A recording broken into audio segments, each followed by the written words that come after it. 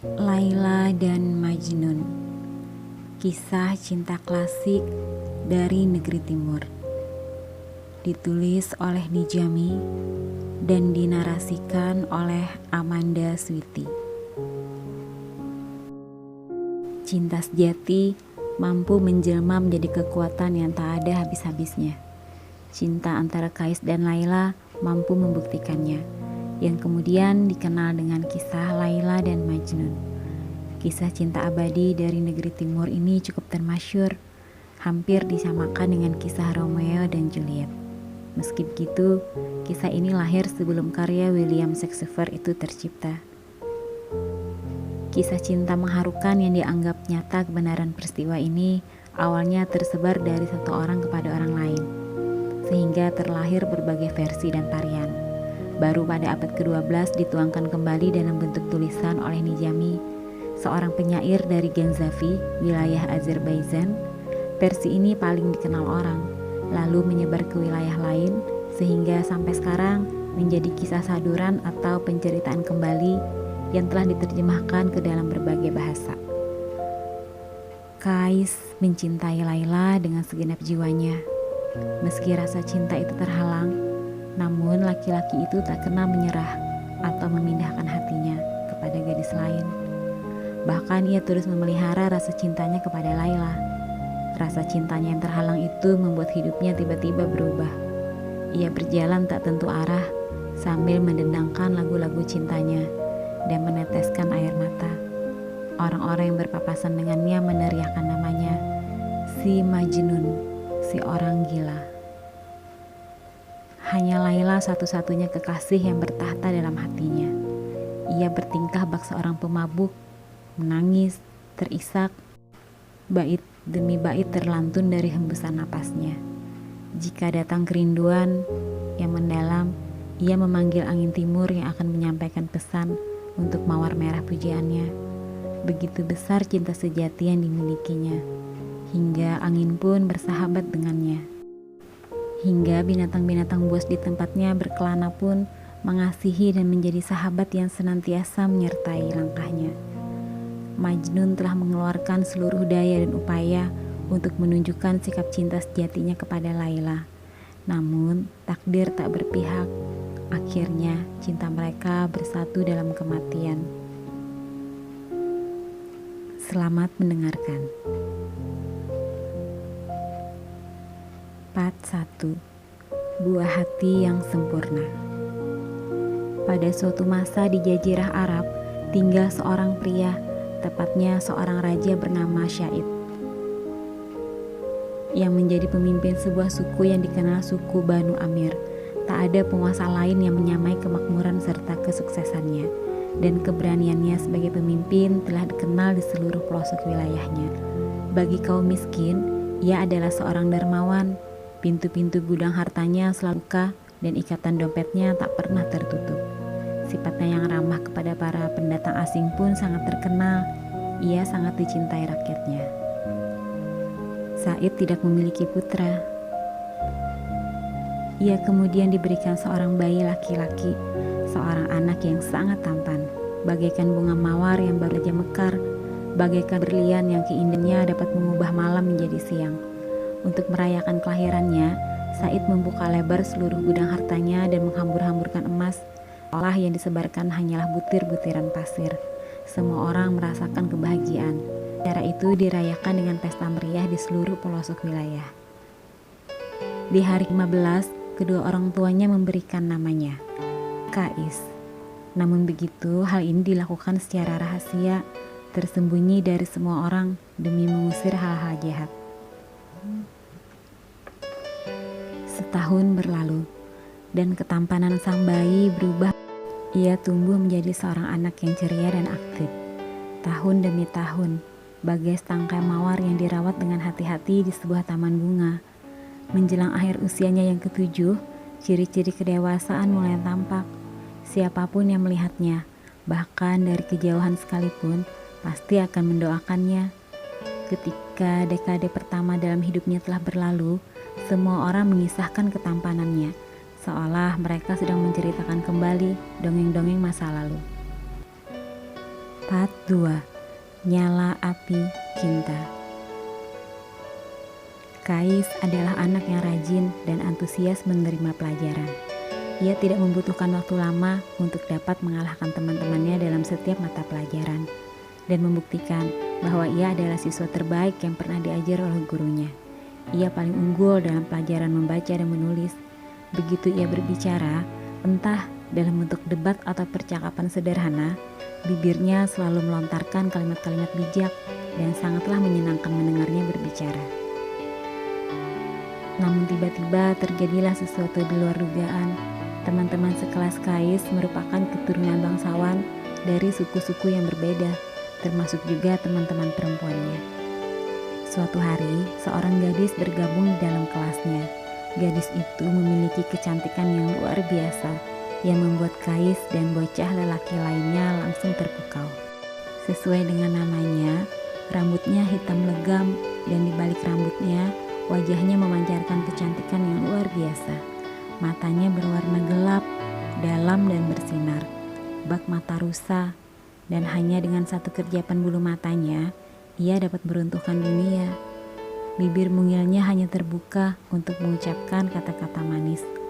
Dan ketika yang lainnya membalas perkataannya, entah dengan kata-kata maupun senyuman, ia akan terlihat malu-malu. Kedua pipinya akan merona merah, seolah-olah mawar merah bermekaran pada pipinya yang berwarna putih susu. Bahkan hati yang sedingin es pun akan meleleh tak kalah memandang keindahan gadis ini. Namun perasaan Kais muda jauh lebih dalam dibandingkan dengan teman-temannya. Ia telah tenggelam dalam lautan cinta. Bahkan sebelum ia mengenal arti cinta yang sesungguhnya, ia telah memberikan hatinya kepada sang gadis. Bahkan sebelum ia menyadari apa sebenarnya yang ia berikan.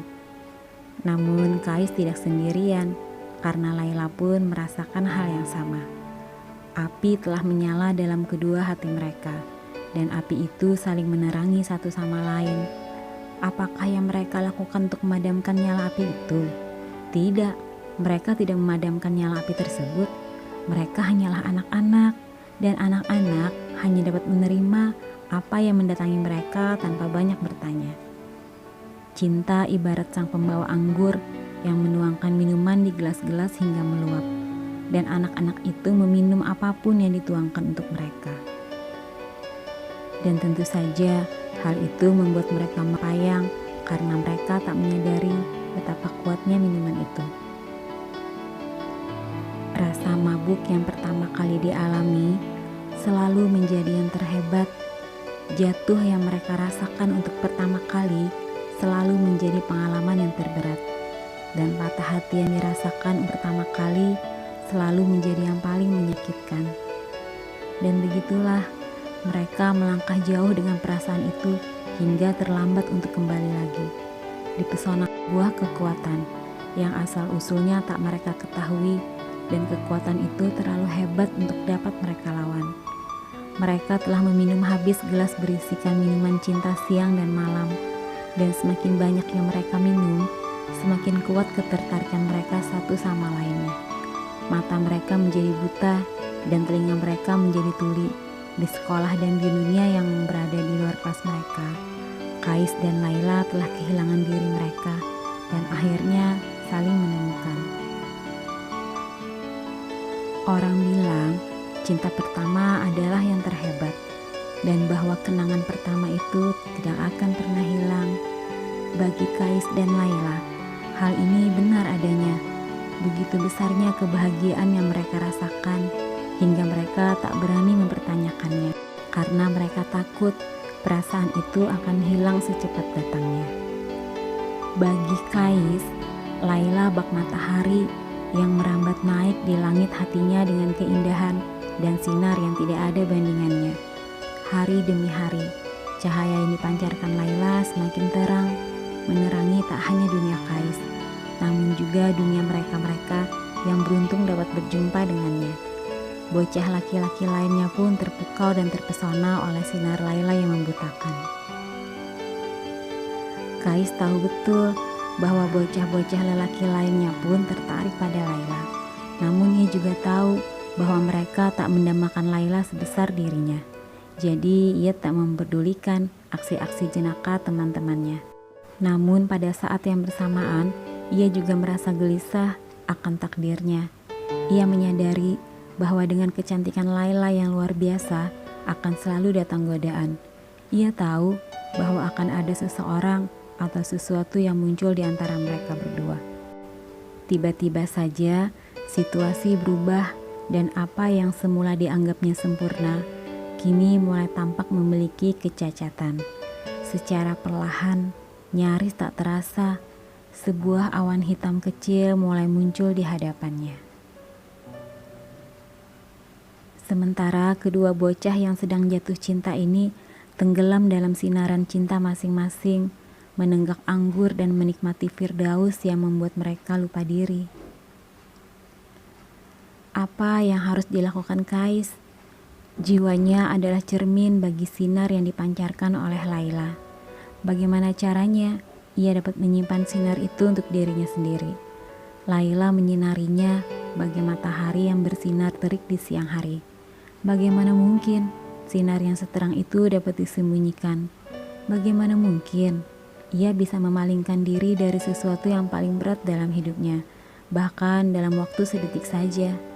Hati Kais bertentangan dengan logika, dan seberapapun beratnya, ia berusaha menyembunyikan cintanya untuk Laila. Ia tetap mengalami kegagalan.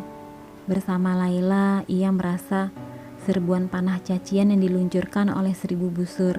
Namun tanpa Laila, kesedihan menusuk-nusuk jantungnya bagai pisau tajam. Kais tak menemukan jalan keluar dari kesulitan ini, dan ia semakin larut dalam kebingungan. Selain telah kehilangan hatinya, kini ia juga kehilangan akal sehatnya.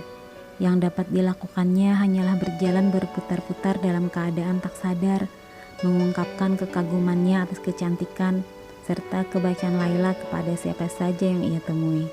Semakin banyak orang yang berjumpa dan mendengar ucapannya, semakin menggila dan aneh pula kelakuannya. Dan kemanapun ia melangkah, banyak orang yang menatapnya dan menunjukkan jari ke arahnya, tertawa-tawa, mencemoohnya dan berkata, "Ini dia seorang gila, si Majnun." Bagi suku Laila, situasi ini tak dapat ditolerir karena tidak saja menyangkut nama baik Laila, namun juga nama baik suku menjadi taruhannya. Apakah benar jika integritas mereka dipertanyakan dan nama baik mereka dinodai oleh si bocah gila dari Banu Amar ini? Apakah benar reputasi Laila ternoda? Mereka harus segera bertindak. Hal pertama yang mereka lakukan adalah melarang Laila untuk keluar dari tendanya. Seorang penjaga bertugas untuk menjaga bagian depan tenda dan diperintahkan agar menangkap Kais jika ia mencoba untuk mendekati Laila. Begitulah yang terjadi. Mereka menyembunyikan sang rembulan dari gonggongan anjing peluru. Tidak ada yang dapat dilakukan atau diucapkan oleh Laila untuk mencegahnya. Ia harus menyembunyikan kesedihan-kesedihan yang mengancam akan merobek hatinya menjadi dua. Hanya saat sendirian sajalah ia melepaskan topengnya dan membiarkan air mata kesepian jatuh menetes di pipinya. Part 3. Mantra Sang Takdir. Perpisahan Kais dan Laila juga menjauhkannya dari semua yang dicintainya, dari sanak saudara serta teman-temannya, orang tua serta rumahnya. Jika Laila menangis secara sembunyi-sembunyi, Kais menangis secara terbuka, menunjukkan kepedihannya kepada seluruh dunia. Ia berjalan tanpa tujuan di kedai-kedai milik pedagang di pasar, tanpa berbicara kepada siapapun. Ia digerakkan hanya oleh rasa sakit hatinya yang membuatnya lupa akan orang-orang di sekitarnya yang memandangnya, serta menunjuk-nunjukkan jari ke arahnya. Dan saat berjalan tanpa tujuan dari kedai ke kedai, tenda ke tenda, ia menyanyikan lagu-lagu cinta sambil meneteskan air mata. Orang-orang yang berpapasan dengannya berteriak, "Ini dia si Majnun, si orang gila. Hei Majnun!" Semakin lama penderitaannya, semakin pula ia menjadi sosok yang diteriakkan semua orang kepadanya. Majnun, si orang gila. Apakah bukan kegilaan namanya jika menyala sepanjang waktu bagaikan lilin? Bukankah kegilaan namanya jika tak dapat makan ataupun tidur? Semakin keras usahanya mencari obat untuk menyembuhkan lukanya, semakin ia merasakan sakitnya.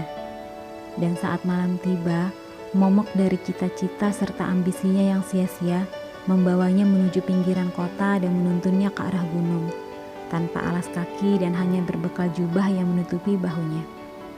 Ia memang telah menjadi gila, namun ia juga seorang penyair.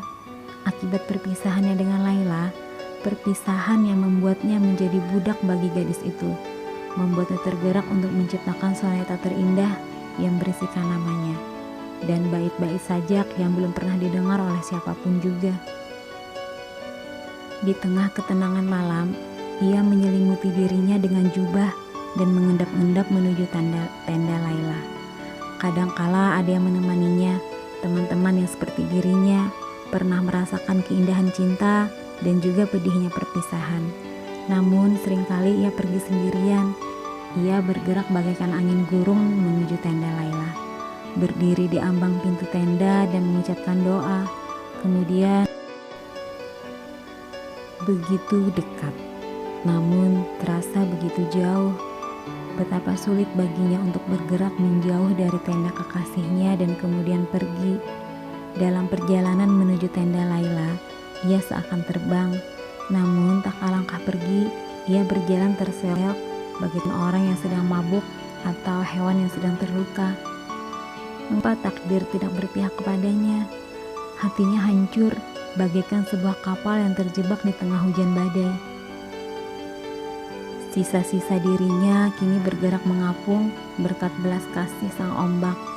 Rumahnya telah menjadi penjara di mana semua orang berbicara namun tak pernah mendengarkannya. Semua orang memberikan nasihat namun tak pernah bisa memahaminya. Ia telah tiba di satu titik di mana ia tak lagi memperhatikan ucapan semua orang.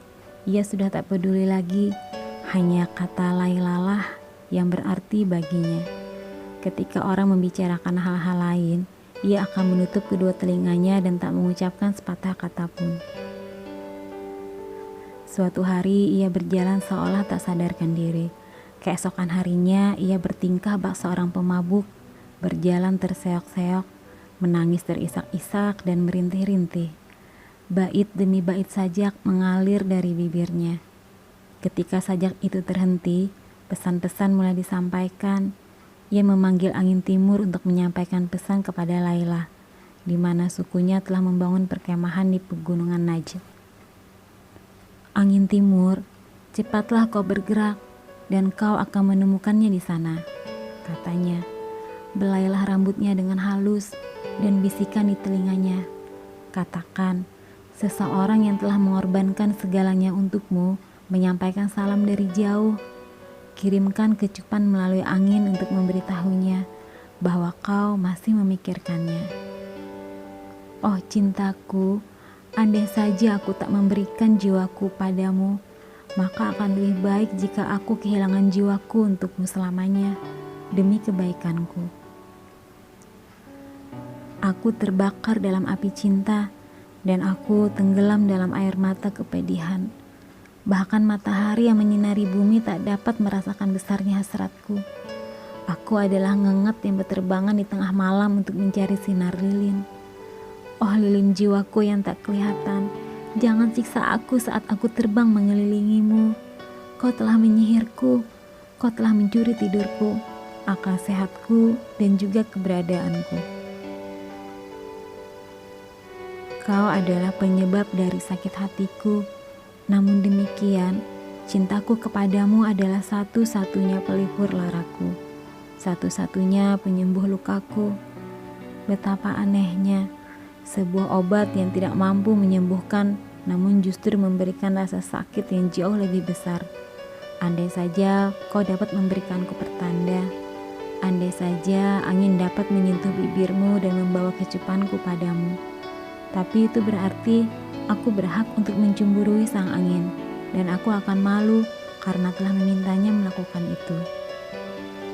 Roh jahat telah memisahkan kita, Takdir telah mengucapkan mantra jahatnya dan menjatuhkan cangkir dari tanganku. Anggur itu telah tumpah dan aku tersiksa oleh dahaga. Dan kini takdir mencemoohku saat aku terkapar tak berdaya. Ya, aku memang salah seorang. Semua orang berusaha untuk melindungi diri mereka dari roh jahat dengan menggunakan jimat biru. Bahkan matahari yang takut akan kegelapan pun mengenakan selubung langit biru untuk mengusir roh jahat. Aku tidak mengenakan jimat, karena itulah aku kehilangan segalanya. Jika ini bukan hasil karya sang takdir, lalu hasil karya siapa? Dan jika memang hasil karya sang takdir, maka aku akan begitu banyak alasan untuk merasa takut dan juga menjadi gila. Matahari menyingsing dan memberikan keemasan di bumi, menaburkannya ke langit dan melenyapkan semua bintang. Kini Majnun muncul dengan teman-temannya di sisinya di dekat tenda kekasihnya.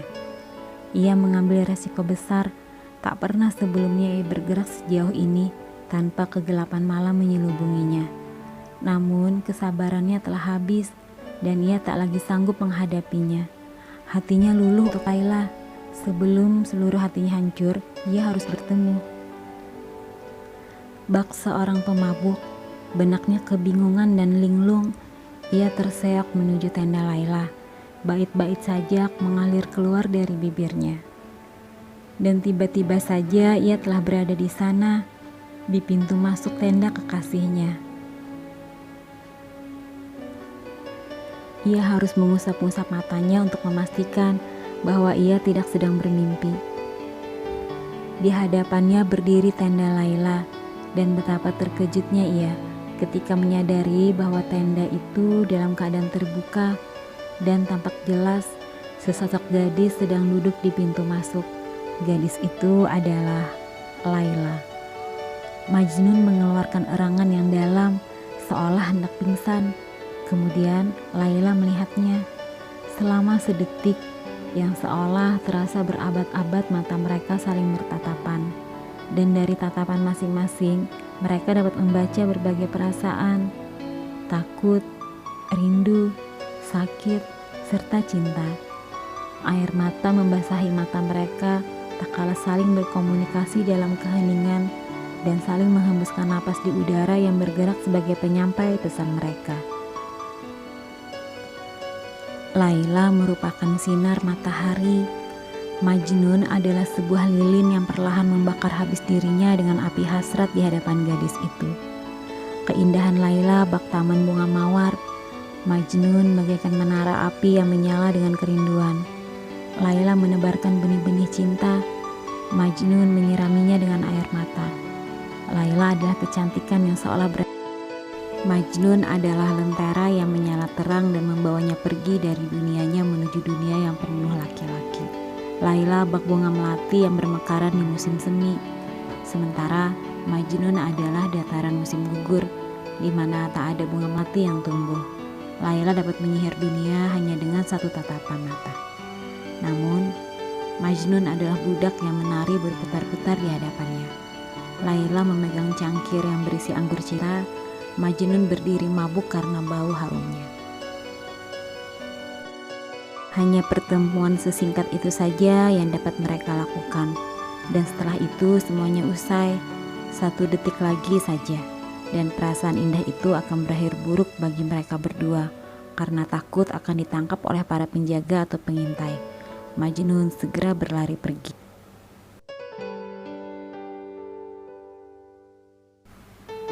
Part 4. Cinta yang terpupus. Tak lama kemudian kunjungan rahasia Majnun ke tenda Laila diketahui halayak umum. Suku Laila menjadi marah. Siang dan malam mereka berjaga-jaga di sekitar tendanya untuk mengantisipasi kembalinya sang penyelinap. Meskipun bukan salahnya, namun secara perlahan Laila menjadi tawanan dari kaumnya sendiri dan juga tawanan cinta Majnun. Majnun terus menjelajahi pegunungan serta gurun tempat berkelana suku Najd. Dan ia semakin jauh dari sukunya sendiri berselimutkan kain compang-camping.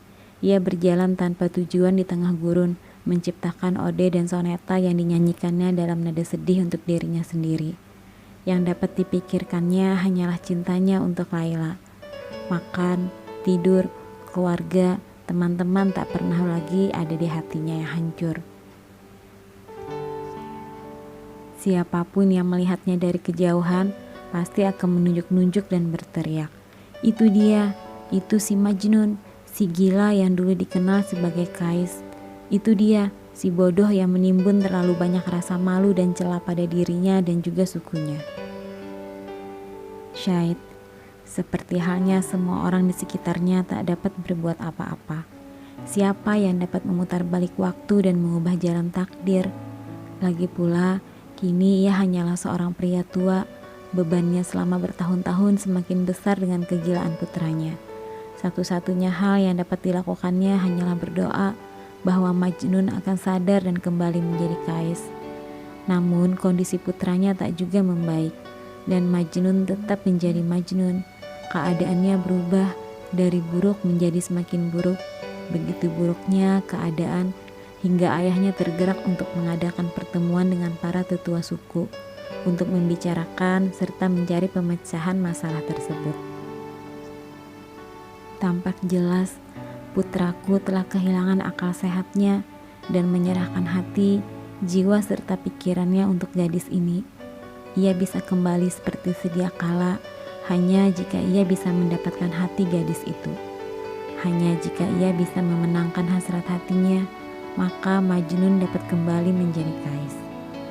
Baginya, Laila adalah cahaya yang menyinari dunianya. Karena cahaya itu disembunyikan dari pandangannya, maka ia merasa hidup dalam kegelapan, ibarat seseorang yang buta. Menurutku, kita harus menemukan cahayanya ini, permata yang bersinar terang ini, dan menyerahkannya kepada putraku. Mawar itu baru akan mekar jika hanya kita membersihkan debu dari kelopaknya. Kemudian pria itu meminta pendapat para tetua suku. Mereka semua sepakat seorang utusan akan dikirim menuju suku Laila dengan tujuan untuk memenangkan hati Laila untuk Majnun, dan dengan demikian akan mengakhiri penderitaan bocah itu. Tak lama kemudian, sejumlah tetua suku yang dipimpin oleh tak pernah ada sejarah perseteruan di antara kedua suku ini. Karena itulah, Said merasa yakin bahwa hasil dari perundingan ini akan menguntungkan putranya. Dan begitulah, ia beserta para tetua sukunya diterima dengan ramah tamah oleh masyarakat suku Laila yang memperlakukan para tamu dengan baik. Said menelan ludah dan menatap mata ayah Laila. "Tuan yang saya hormati," kata Said, "saya datang kemari untuk mempererat hubungan baik yang selama ini telah terjalin antara kita. Saya datang untuk meminang putri Anda atas nama putra saya Kais. Semoga mereka dapat saling menerangi satu sama lain. Tak ada cinta yang lebih besar daripada cinta kedua anak kita. Dan saya tak melihat adanya halangan apapun untuk mengantisipasi kemungkinan Anda akan menolak untuk mempersatukan mereka. Saya tak merasa malu untuk menyatakan permintaan ini secara terbuka.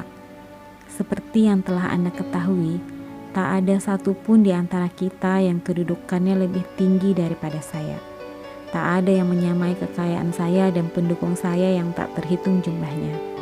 Saya bisa menjadi teman yang sangat berharga. Namun saya juga bisa menjadi lawan yang hebat. Apapun yang Anda minta sebagai mahar akan saya berikan, dan lebih banyak lagi. Saya bukanlah orang yang menuntut adanya perayaan. Saya datang ke sini sebagai seorang pembeli, dan jika Anda menyadari apa yang baik untuk diri Anda, saya yakin Anda pasti tahu itu. Maka nyatakan harga Anda dengan jelas dan berikan apa yang saya minta.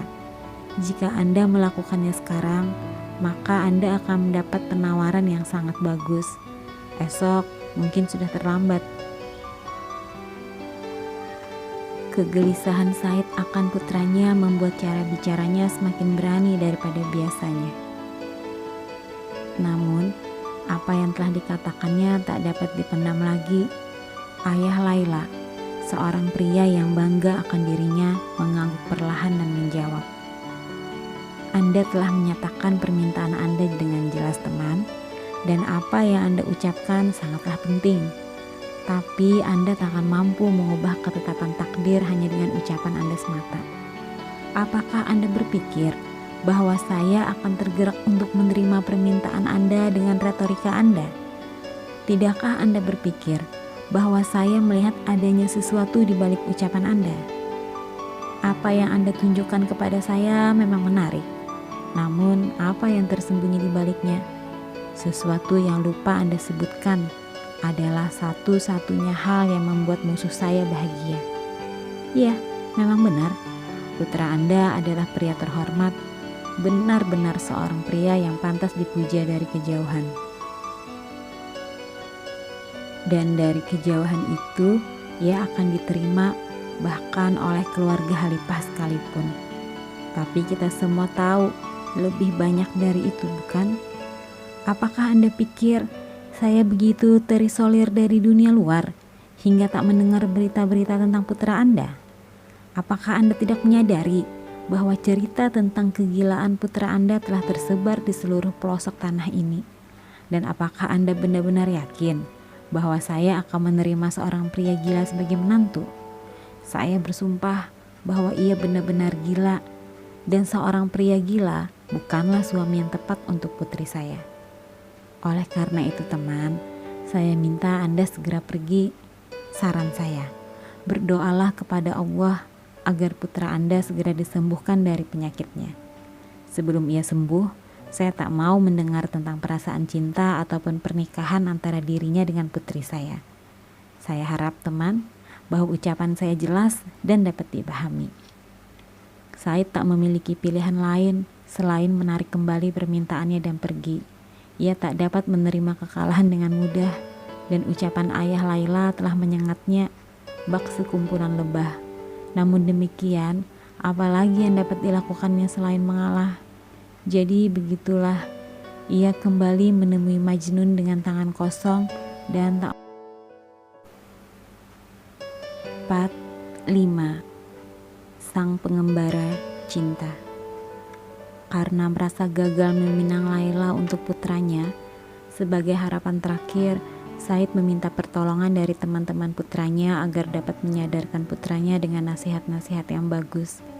Teman-teman Majnun mengajaknya berbicara dan berusaha mendebatnya dengan halus. "Mengapa hanya Laila?" tanya mereka. "Ada begitu banyak gadis suku kita yang tak kalah menariknya dengan Laila.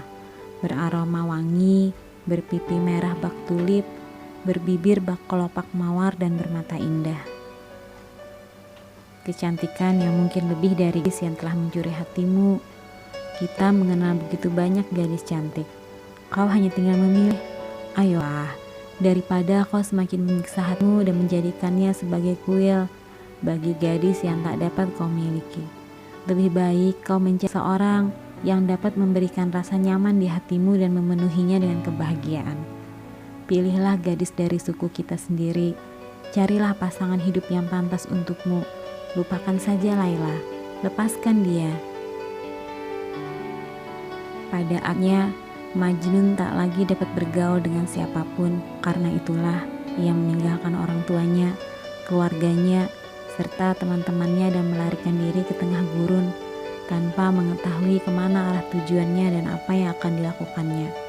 Sambil menangis, ia tak ada kekuatan yang melebihi kekuatan Allah. Ia terseok-seok di lorong dan melewati kedai-kedai pas, menyerahkan dirinya pada belas kasih Allah dan gurun pasir. Majnun tak lagi dapat membedakan antara baik dan buruk.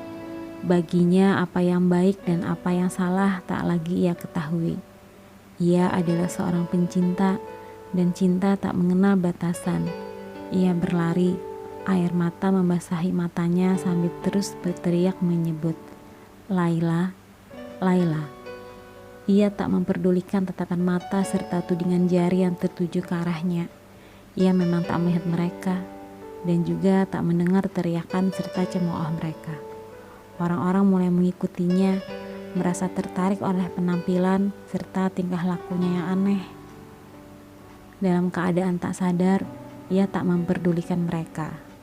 Namun ketika ia mulai mendendangkan sajak dan menyanyikan lagu cinta, ketertarikan mereka terhadap Majnun berkurang dan mereka mulai merasakan simpati untuknya. Api yang menyala di hatinya telah menyentuh hati mereka. Dan begitu soneta dan ode indah itu keluar dari bibirnya, hati para pendengarnya bergetar dan sebagian besar dari mereka mulai menangis bersamanya. Pada akhirnya, ia merasakan seluruh kekuatannya keluar dari semua anggota tubuhnya. Ia jatuh berlutut seolah akan berdoa. Dengan bibir kering ia berteriak, "Demi Allah, siapakah yang dapat menyembuhkan rasa sakitku? Aku adalah orang yang terasing, orang buangan dan yatim piatu. Di manakah rumahku? Di mana teman-teman serta keluargaku? Aku terputus dari mereka, dan mereka tak berusaha untuk mencari jalan ke arahku. Dan aku terpisahkan dari satu-satunya orang yang kucintai. Namaku bagaikan kotoran dan reputasiku hancur, seperti sebuah gelas kristal yang hancur oleh batu takdir. Duniaku dulu dipenuhi dengan musik kebahagiaan. Kini yang kudengar hanyalah bunyi genderang perpisahan. Laila cintaku, kekasihku, aku adalah budakmu, korbanmu. Aku adalah seorang pemburu yang terjebak dalam sebuah permainan. Jiwaku tak dapat melakukan apapun. Ia hanya dapat mengikuti gadis yang memiliki hatiku. Harapan apa yang dimiliki oleh hati yang hancur seperti hatiku? Satu-satunya harapanku hanyalah bumi akan terbuka lebar dan menelanku bulat-bulat, atau halilintar akan menyambar melalui surga dan menghantamku hingga mati. Tak adakah yang bersedia menyerahkanku ke tangan malaikat maut? Tak adakah yang ingin menyelamatkanku dari diriku sendiri dan juga menyelamatkan dunia dari kegilaanku? Karena aku sudah benar-benar gila. Aku adalah orang yang canggung. Aku adalah iblis yang menyamar menjadi manusia. Aku hanyalah rasa malu bagi keluargaku dan onak dalam sukuku. Dengan menyebutkan namaku saja dapat membuat siapapun yang mengenalku akan menggantung diri mereka dengan rasa malu. Siapapun bisa menumpahkan darahku. Kunyatakan hal itu sah untuk dilakukan karena aku adalah orang yang berada di luar perlindungan hukum. Oleh karena itu, siapapun yang membunuhku tak akan dianggap bersalah. Selamat tinggal teman-temanku, aku harus pergi. Semoga Allah memberkahi dan menjaga kalian, dan semoga kalian semua memaafkanku. Tak ada yang bisa kalian lakukan untukku sekarang. Aku tak mengharapkan kalian akan mengerti apa yang kukatakan, karena kalian semua tak menyadari betapa tersiksanya aku. Jadi tinggalkanlah aku, biarkan aku pergi, dan jangan mencoba untuk mencariku, karena pencarian kalian hanya akan sia-sia saja. Bagaimana mungkin kalian akan menemukanku karena aku tersesat, bahkan di diriku sendiri sekalipun. Pergilah, karena aku tak sanggup lagi menghadapi siksaan serta tekanan dari kalian. Biarkan aku sendiri dengan kesedihanku. Tak perlu kalian mengantarku pergi dari kota ini, karena aku akan pergi sendiri. Selamat tinggal. Namun Majnun tak lagi memiliki kekuatan untuk bergerak. Ia malah jatuh berlutut di tanah, seolah sedang berdoa dan mulai memohon agar kekasihnya bersedia membantunya. Laila, aku telah terjatuh. Aku terjatuh dan aku tak tahu harus berbuat apa. Datang dan sentuhlah diriku, karena aku tak sanggup lagi menghadapi kesendirian ini. Aku adalah milikmu. Datang dan bawalah aku pergi daripada mati. Berbaik hatilah kepadaku dan berikan bertanda. Kirimkan pesan untuk menghidupkan jiwaku kembali. Mengapa kau tak kunjung datang? Mengapa mereka menawanmu ketika seharusnya aku, si orang gilalah yang terikat oleh rantai? Datang dan bebaskan aku, cintaku. Lakukan sesuatu. Hidup dengan cara seperti ini jauh lebih menyakitkan daripada kematian.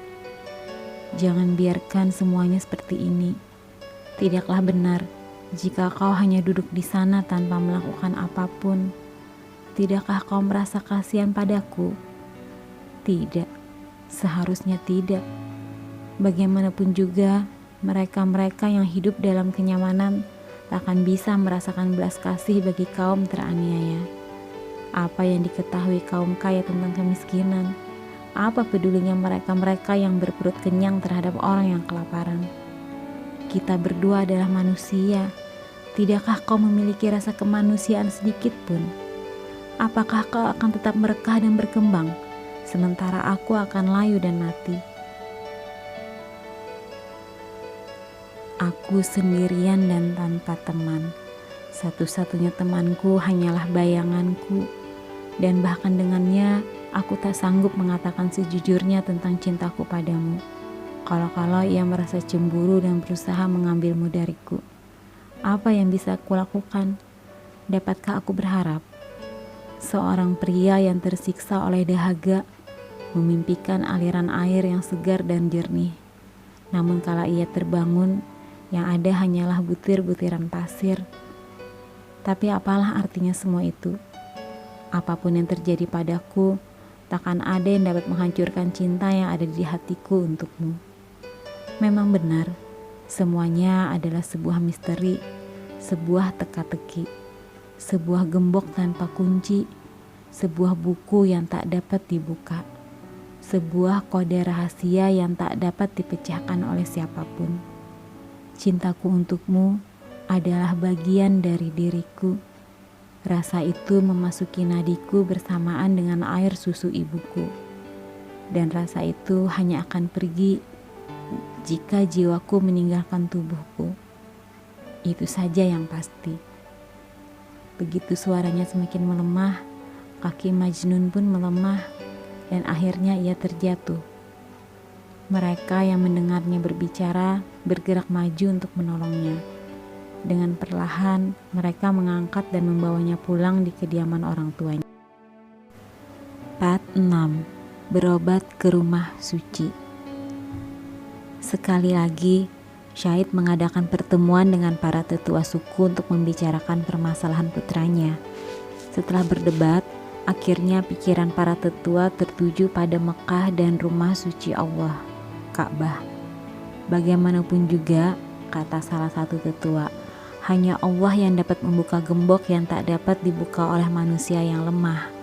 Mungkin Allah dengan belas kasih-Nya akan memberikan pertolongan dan menyembuhkan bocah yang hancur karena penderitaannya.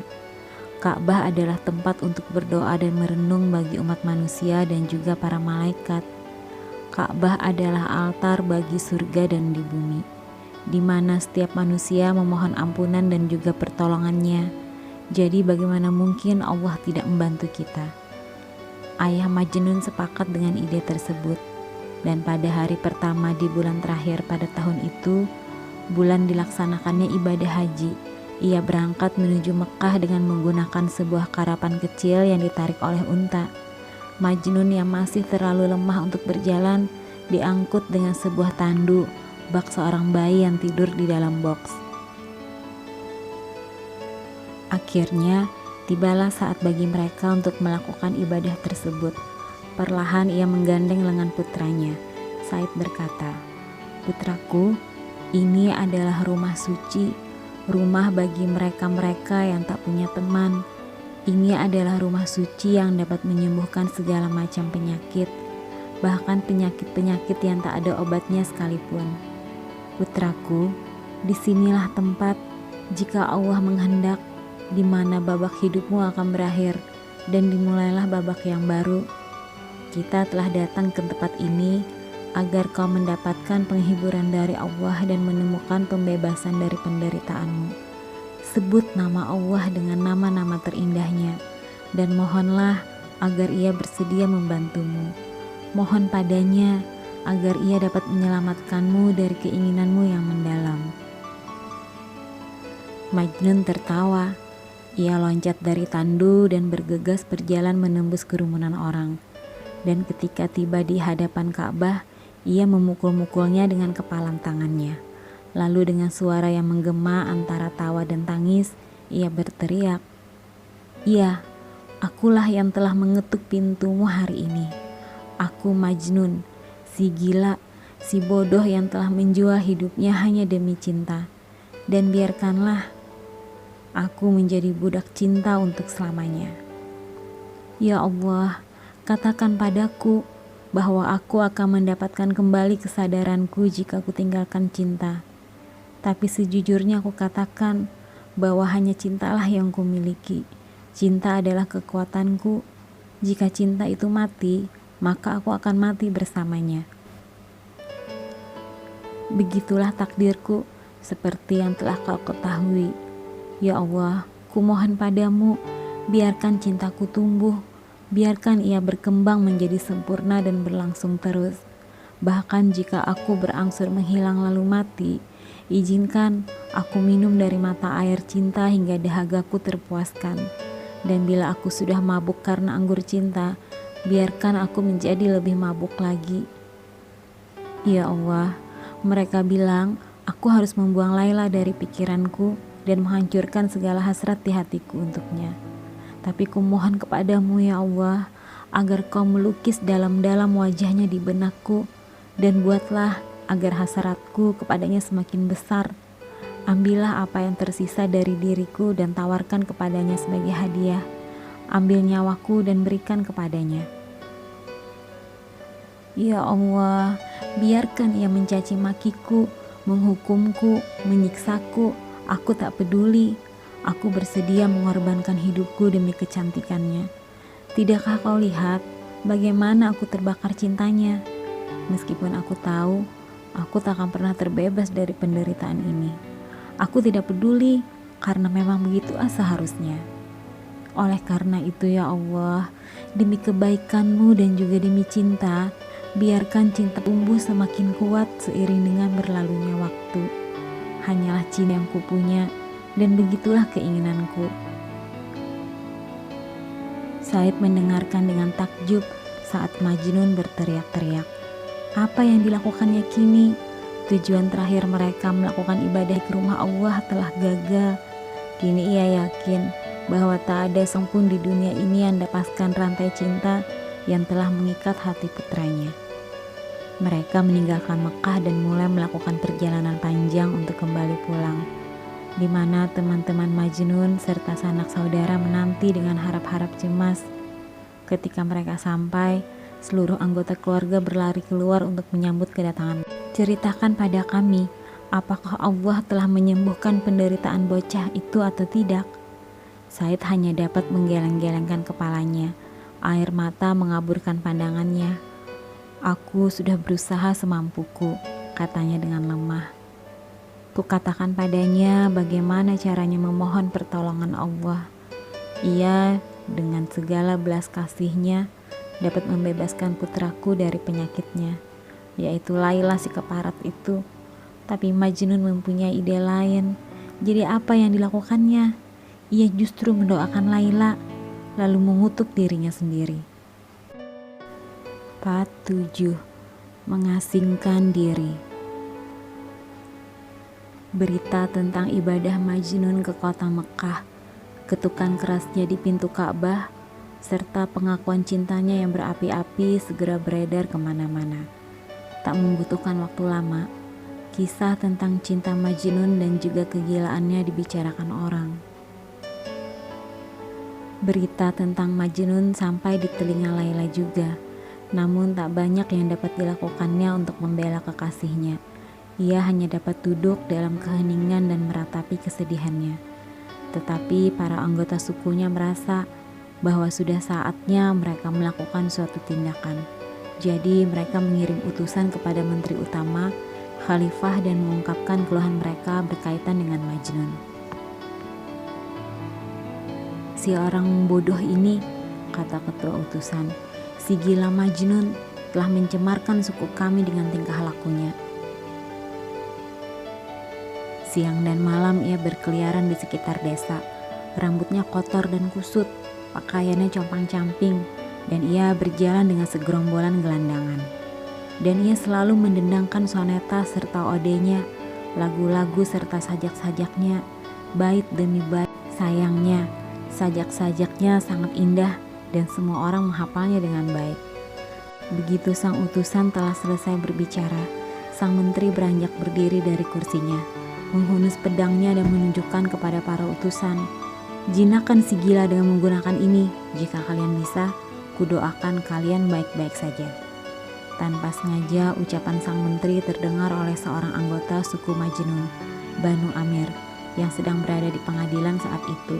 Tanpa membuang banyak waktu, ia bergegas memberitahu Syahid, ayah Majnun, tentang apa yang telah didengarnya. "Suku Laila sudah memburu Majnun," jeritnya. "Sang menteri utama khalifah telah menyetujuinya. Aku sedang berada di sana saat kesepakatan itu terjadi." Pria itu bagai dirasuki naga yang mengeluarkan api dari mulutnya dan memuntahkan ancaman. "Kita harus memperingatkan Majnun sebelum terlambat. Sebuah lubang telah terbuka di tengah jalannya. Kita harus menutup matanya. Jika tidak, maka ia akan jatuh ke dalam lubang itu dan menghilang selamanya." Ucapan sang informan menancap di hati Said bagaikan 100 anak panah. Karena khawatir akan keselamatan nyawa putranya, ia mengirim anak buahnya untuk mencari Majnun dan mengamankannya. Satu persatu mereka kembali dengan tangan kosong dan membuat mereka berkecil hati.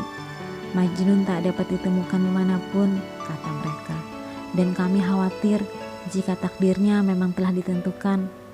Entah memang demikian, atau karena ia telah tewas dimakan hewan liar. Siapa yang tahu?" Pada saat itu juga, teman-teman serta sanak saudaranya Majnun mulai terisak dan meratap seolah mereka berduka atas kematiannya. Namun, Majnun masih hidup. Ia aman untuk sementara waktu di salah satu pegunungan, tempatnya mengasingkan diri. Ia sendirian seperti sang pencipta sebelum menciptakan semesta. Majnun menjadi harta tersembunyi yang menunggu saatnya untuk ditemukan. Ia tak menyadari apa yang sedang terjadi di dunia luar. Memang, baginya dunia tak ada lagi, jadi untuk apa ia peduli? Bukankah ia telah meninggalkan sembuangnya? Ia memiliki masalah sendiri dalam dunia, godaan serta kesengsaraan. Jadi untuk apa ia memperdulikan dunia yang dulu ia tinggalkan? Namun, kesendirian Majnun tidak lama dan akhirnya keberadaannya pun diketahui. Beberapa hari setelah utusan suku Laila telah mengajukan keluhan mereka kepada Menteri Khalifah, seorang Baduin dari suku yang dikenal melewati daerah itu dan melihat sesosok manusia dalam posisi membungkuk di bawah semak berduri. Awalnya ia menyangka yang dilihatnya hanyalah khayalan semata. Lagi pula manusia berakal sehat mana yang memilih tempat terpencil seperti itu sebagai tempat persembunyian. Namun kemudian ia melihat sosok itu bergerak dan mendengarnya mengerang. Pria Baduin itu bergerak mendekati sosok itu secara perlahan sambil berkata, "Siapa kau? Dan apa yang kau lakukan di tempat ini? Apakah ada yang bisa aku lakukan untukmu?" Ia mengulangi pertanyaannya lagi dan lagi. Namun Majnun tak memberikan jawabannya. Akhirnya ia menyerah dan pergi meninggalkannya. Begitu tiba di tempat tujuan, ia bercerita kepada keluarganya tentang apa yang telah dilihatnya dalam perjalanan. "Sesosok manusia," jelasnya. "Tampak jelas bahwa ia pria gila yang sedang kesakitan, menggeliat-geliat di bawah semak berduri seperti seekor ular yang terluka. Rambutnya kotor dan kusut, pakaiannya compang-camping, dan yang tersisa dari tubuhnya hanyalah tulang dan kulit." Berita mengenai pertemuan pria ini dengan Majnun akhirnya sampai di telinga Syahid, dan dengan segera melakukan perjalanan untuk menemukan putranya dan membawanya pulang dari alam liar. Ketika akhirnya menemukan putranya, Majnun tampak persis seperti yang telah dideskripsikan oleh si Baduin. Pucat, kurus, kotor, dan kebingungan. Ia terisak, berdiri, terjatuh lagi, mengerang, dan mulai menggeliat di tanah. Pria tua itu membungkuk, meletakkan tangannya di bawah kepala putranya dan memandang kedua matanya. Awalnya Majnun tidak mengenali ayahnya. Baru setelah Said mulai berbicara, Majnun menyadari siapa yang telah datang untuk menolongnya. Saat itulah air mata Majnun turun semakin deras begitu ia mendekap ayahnya. Lalu ketika tangisnya telah reda, ia berkata, "Ayahku tersayang, maafkan aku. Jangan tanyakan bagaimana keadaanku, karena ayah bisa melihat sendiri bahwa tak banyak yang tersisa dari hidupku. Kuharap ayah tak melihatku dalam keadaan seperti ini. Melihat wajah ayah yang bagai malaikat, sementara wajahku penuh debu dan rasa malu. Aku tak bisa menjelaskannya. Maafkan aku ayahku, tapi ketahuilah semua ini bukan salahku, karena sebenarnya benang takdirku berada di tangan orang lain."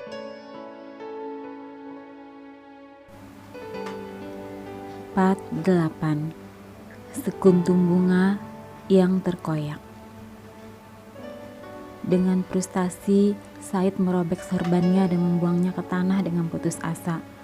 Dunianya telah hancur, hari-harinya telah berganti menjadi malam yang tak berkesudahan. Ia bernapas dengan keras dan berusaha untuk mendapatkan kembali ketenangannya. Dengan kekuatan serta keberanian, ia mulai bicara. "Kau dulu pernah menjadi sekuntum bunga, bungaku, tapi kini kelopakmu telah remuk dan terkoyak, dan aku tak lagi mengenalimu. Lihatlah dirimu, kau bocah belia yang dibodohi oleh cinta. Siapa yang telah menjatuhkan kutukan padamu?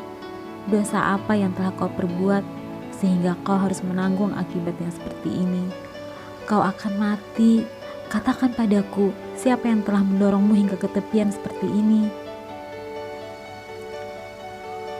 "Iya, memang kau masih muda, dan kebodohan-kebodohan yang dilakukan oleh anak muda dapat dimaafkan.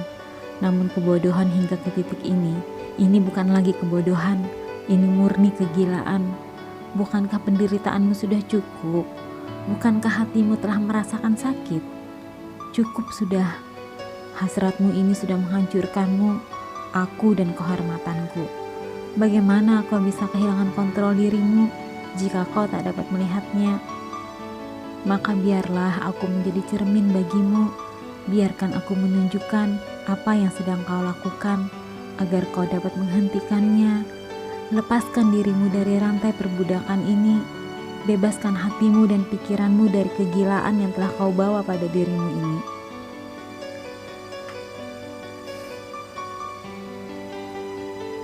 Jangan lupakan bahwa kita memiliki darah dan daging yang sama. Saat kau mengerang-erang demi cintamu, aku berduka untukmu. Saat kau merobek-robek jubahmu dalam keputusasaan, hatiku terbelah menjadi dua. Saat kau terbakar, aku juga terbakar. Saat kau menangis, aku tenggelam dalam air matamu. Berharaplah dan berusahalah untuk gembira. Bergabunglah dengan mereka-mereka yang tertawa, bersenda gurau dan bergembira. Jangan jauhkan dirimu dari mereka. Dengan bergabung dengan mereka, aku yakin kau juga akan menemukan kebahagiaan. Akan sulit pada awalnya, tapi kau akan baik-baik saja, percayalah. Bukankah di pegunungan juga terdapat butir-butir kecil pasir? Bukankah lautan juga terdiri dari tetes-tetes kecil air? Dengan kesabaran, maka kebahagiaanmu pasti akan tumbuh. Kebahagiaan itu akan tumbuh dengan begitu besarnya, sehingga kesedihan yang membuatmu menderita ini pasti akan terlupakan. Yang kau butuhkan hanya waktu dan kesabaran. Dan dengan waktu dan kesabaran, kau akan melupakan gadis itu. Hal itu memang benar. Lagi pula, mengapa kau berikan hatimu kepada mawar sementara kau masih tetap berkubang dalam debu? Hanya hati sekeras batulah yang mampu menghancurkan hati seperti milikmu. Karena itulah yang telah dilakukannya. Oleh karena itu, lebih baik kau melupakannya. Putraku tersayang, kau lebih berharga bagiku daripada kehidupanku sendiri. Kumohon padamu, kembalilah pulang. Apalah yang bisa kau temukan di pegunungan ini kecuali rasa sakit, kesendirian dan air mata. Jika kau tetap berada di sini, kegilaanmu akan semakin menjadi-jadi. dan pada akhirnya kau hilang selamanya. Bahkan bagi dirimu sendiri, pedang kematian sedang bersiap-siap di atasmu, seperti halnya ia bersiap-siap untuk kita semua. Karena itu selagi masih ada waktu, kembalilah kesadaranmu, tinggalkan neraka ini dan kembalilah kepadaku. Pilihlah kebahagiaan, bukan kesedihan, dan buatlah musuh-musuhmu menangis. Majnun mendengarkan dalam diam saat ayahnya yang tua itu membuka hatinya dan mengeluarkan kesedihan serta harapannya. Setelah ayahnya selesai bicara, ia memberikan jawabannya. Ayah adalah kebanggaan bagi seluruh masyarakat Arab, dan ayah juga adalah penguasa dari semua yang terlihat. Dan ayah adalah ayah yang kucintai dengan sepenuh hati dan kuhormati. Ayah memberikanku kehidupan. Semoga ayah tak kehilangan hidup ayah, dan semoga aku takkan kehilangan ayah. Ayah, aku berlutut di hadapan ayah sebagai budak ayah. Meskipun demikian, ayah memintaku untuk melakukan hal yang tak mungkin, karena aku tak memilih jalan yang telah kuinjak. Aku telah dilemparkan ke jalan itu. Aku dirantai dan dibatasi oleh belenggu yang terbuat dari besi. Namun bukan aku yang meletakkannya di sini. Jika aku adalah budak cinta, maka hal itu terjadi karena takdir telah menetapkan demikian. Ikatan takdir tak dapat dilepaskan begitu saja. Aku tak bisa melepaskan belenggu ini.